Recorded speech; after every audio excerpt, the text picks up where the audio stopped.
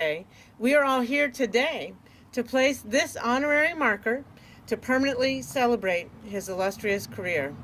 Big John Tate overcame so much adversity before earning the title of heavyweight champion of the world.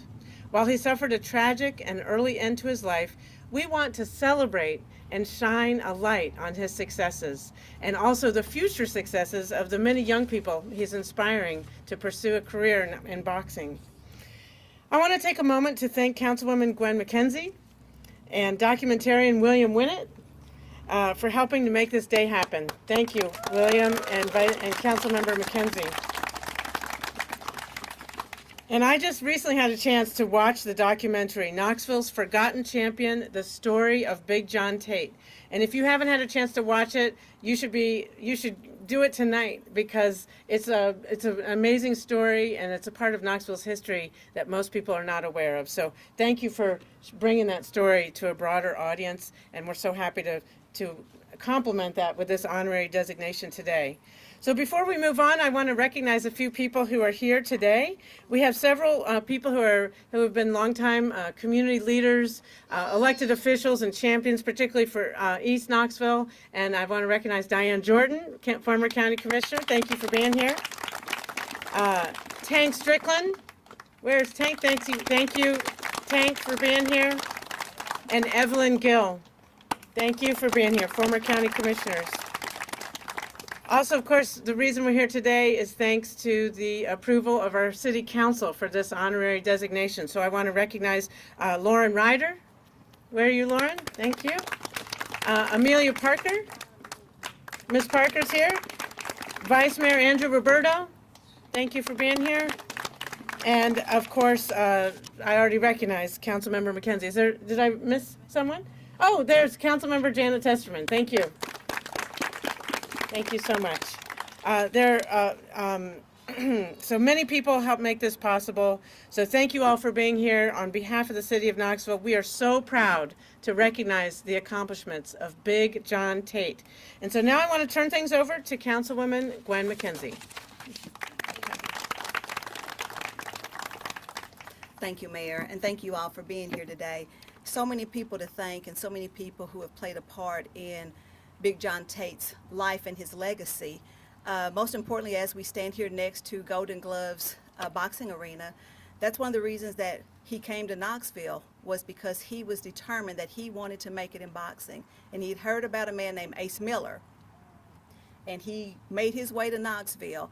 And so if you have not watched the documentary, I invite each and every one of you to please tell other people that it will be showing at the Beck Center this Friday at 5:30. Please come out. We're also going to have people who personally knew him, worked with him, and also people who adopted him like family that will be there to talk about their experiences and maybe to answer a couple of questions. Before I move on any further, I want to ask someone who was family to him, Miss Tracy Miller Davis, if she'd come up and say a few words. I'd gather to say that he was like a big brother to you. Even if you are older than him in age, he was much bigger than you in size. And so I'd like to ask her to please come up and say a few words on behalf of the Miller family. Thank you. Thank you. I'm going to bring my sister Dusty with me since we walked that walk together many days. John was just like a brother to us.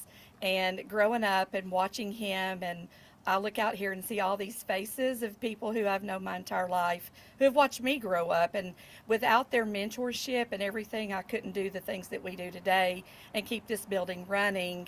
In fact, Janet's here, and I still remember your dad sitting down with Daddy and John when they made lots of life decisions. I'll keep it at that. But I thank you all so much. Really and truly, the kids behind me from the gym, I just want them to know what Big John did, and that each one of them has the same opportunities that he did. My dad said it didn't matter how old you were, how skinny you were, or how big you were. Everybody that walked through the door could be a heavyweight champion of the world. And he believed that with his heart, and he loved all the kids. And I'm so thankful that they get to come and work out in this facility every day, and it's free. And we have the people behind us. Judge Hill is behind me, I think. And Judge was actually in the corner of John's fight. And I simply could not do it without him. He is the man with the plan. And thank you all and William for bringing this story to light so that everybody that maybe never knew who he was, our kids, my grandkids who are here, can know who John Tate was and what he did for this community and for Knoxville by becoming the heavyweight champion of the world. Thank you all so much.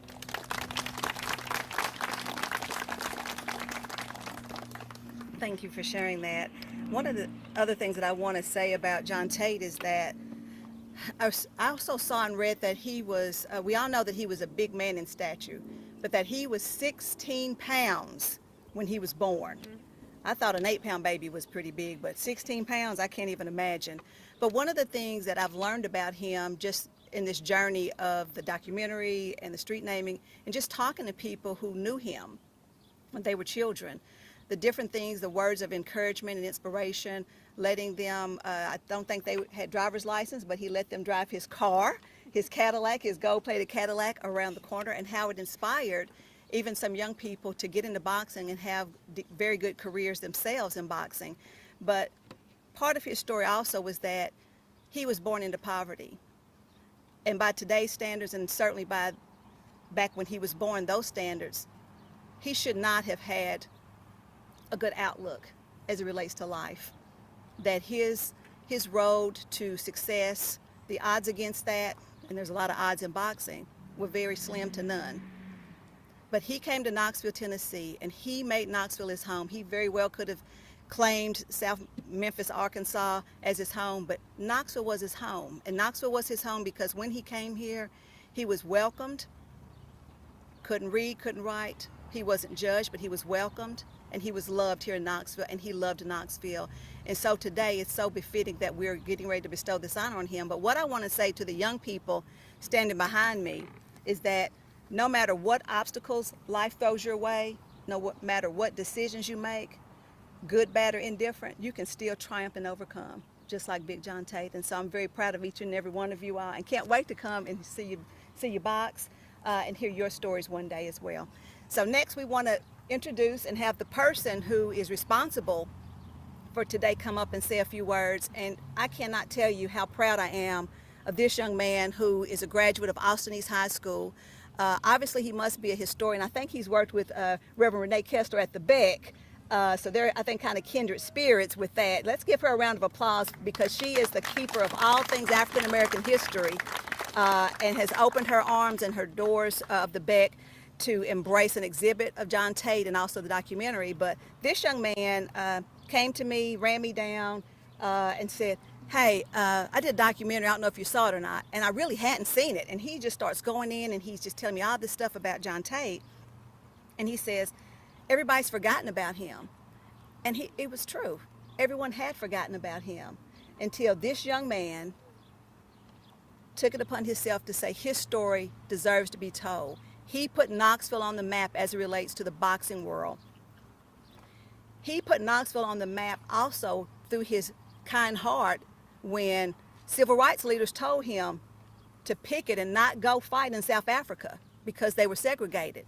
He went anyway because he had a promise that they would not be segregated for that fight, that black people and white people would be able to sit together side by side during that fight. And that was the first time that they saw segregation in that part of South Africa due to Big John Tate. Now that's something to be proud of. Something to be proud of. And so with that said, we also have something here, another hometown hero of ours, telling the history and making sure that Big John Tate will never be forgotten again. Please help me welcome Mr. William Gwinnett. Let me see if I can mix this up. See if I can get this. I don't know. Check. Can y'all hear me? No? The TV microphones are here. Gotcha. So. Well, I'll just speak very loud. Is that all right? All right, cool. First off, I want to say thank you to everyone coming out, especially my family, my mother, my grandmother, my partner, my younger brother, everyone that came out here today. Thank you. All my work people, surprisingly. Thank you for that. Growing up in Tennessee, you love sports. You love football. You love basketball. Me, I loved boxing. My mother turned on Rocky III when I was a little kid, and I remember dancing around the living room to Eye of the Tiger. And ever since then, I've loved boxing. She told me stories about the heavyweight champion from Knoxville, Big John Tate, growing up my entire life. And I'm a photojournalist by trade. So once I realized that I could tell the stories that mean something to me, the first story I pursued was Big John Tate. Here's a man that was illiterate. He couldn't read, he couldn't write, but he could punch. And that punch led him to Knoxville, Tennessee.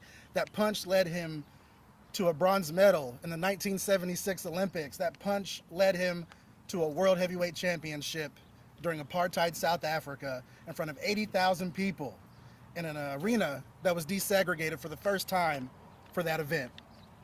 He brought the world title back to Knoxville.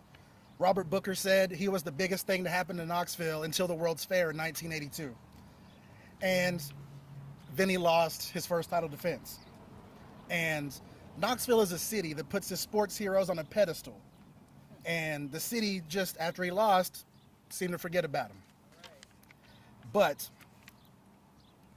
he battled addiction, he battled homelessness, and passed away way too early. Since I finished the documentary, I've had people reach out from Ireland, from the Netherlands, from South Africa, telling me that they watched the documentary and what it meant to them. And seeing those comments made me think, why aren't we doing anything here at home? Which led me to Gwen McKenzie. I lost you, where you at? There you are. And this honorary street name. And with this honorary street name, my documentary was named Knoxville's Forgotten Champion. And with this, he's forgotten no more. Thank you.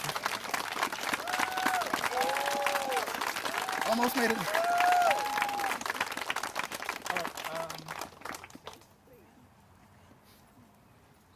right. You want to come help unveil this? Come on, Judge. Get the back, Judge.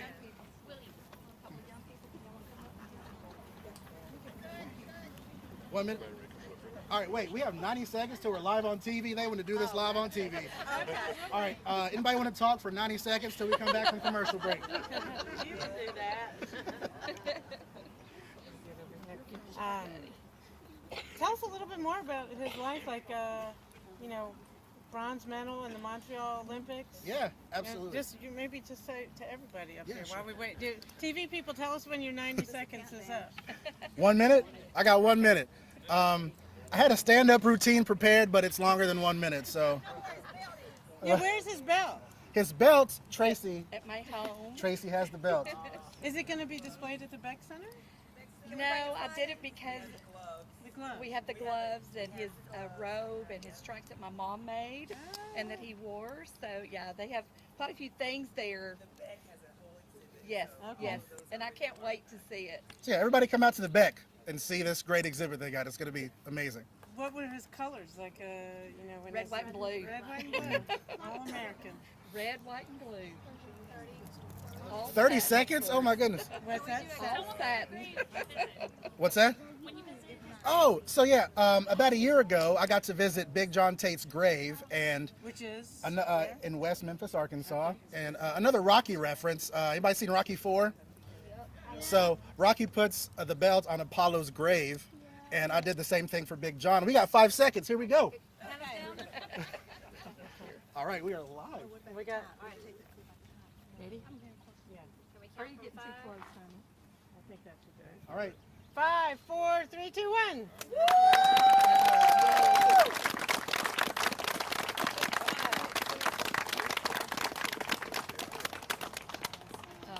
No longer forgotten. He is remembered. Thank you so much. Thank for, you. Yes, for for everything. keeping his story alive. Yes, yes, Absolutely. yes.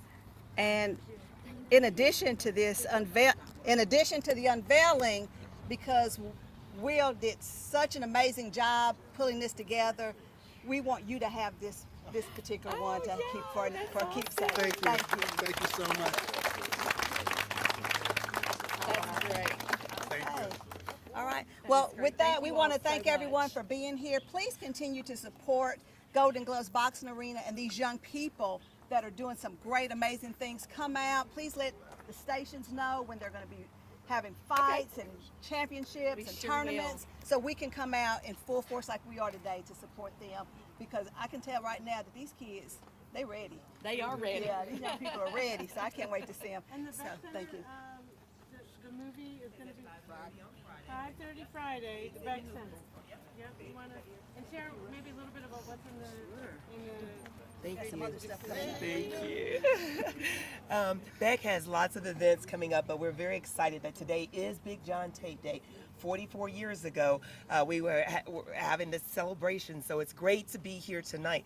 And so I want to invite you, beginning tomorrow, to look at the exhibit. It'll be up for a while, but it is filled with all original memorabilia. So we're very excited, including gloves and shorts and pictures and autographs and plaques and awards. And we were happy to work with this young man to bring all of that to life. So the entire gallery is filled with Big John Tate paraphernalia. And I just wanted to say about this young man, I know 6th District City Councilwoman Gwen McKenzie mentioned him, but I say to William all the time, he'll text me anytime, and he's working on all these stories.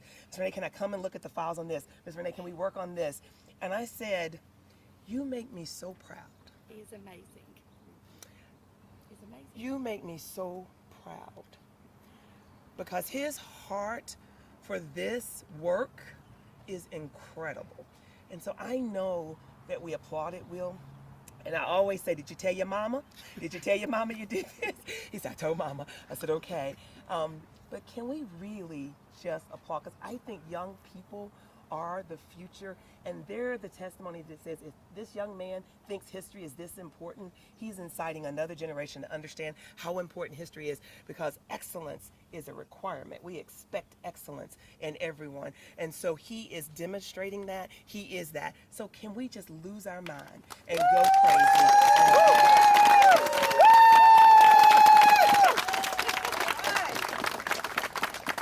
Thank you. Thank you. That's right. That's right. All right, well, thank you very much. Thank you. everyone. Thank you all so much. Thank you. Where you gonna-